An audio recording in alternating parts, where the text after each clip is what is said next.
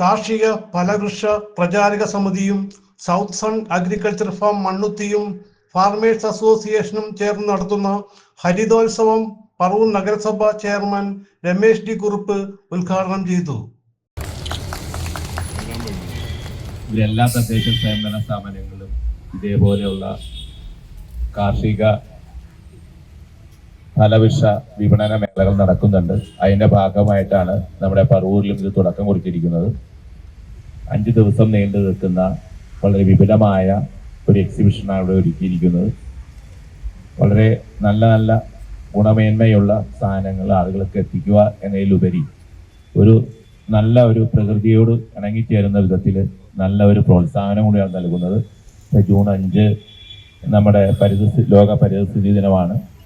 അന്ന് ഇവരിപ്പോൾ എല്ലാ സ്കൂളുകളിലേക്കും തൈകൾ സൗജന്യമായി നൽകും എന്നറിയിച്ചിട്ടുണ്ട്.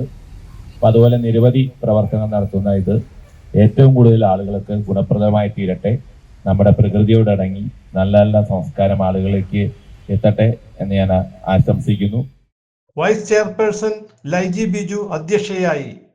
പ്രതിപക്ഷ കൗൺസിൽ ലീഡർ CA രാജീവ് ആശംസകൾ നൽകി. സ്ഥിരം കമ്മിറ്റി ചെയർമാൻമാരായ ജോബി പഞ്ഞിക്കാരൻ, ജലജ രവീന്ദ്രൻ, ഡെന്നി തോമസ്, PD സുകുമാരി തുടങ്ങി കൗൺസിലർമാരും പങ്കെടുത്തു. PV സതീഷ് കുമാർ സ്വാഗതവും PV മാത്യു നന്ദിയും പറഞ്ഞു.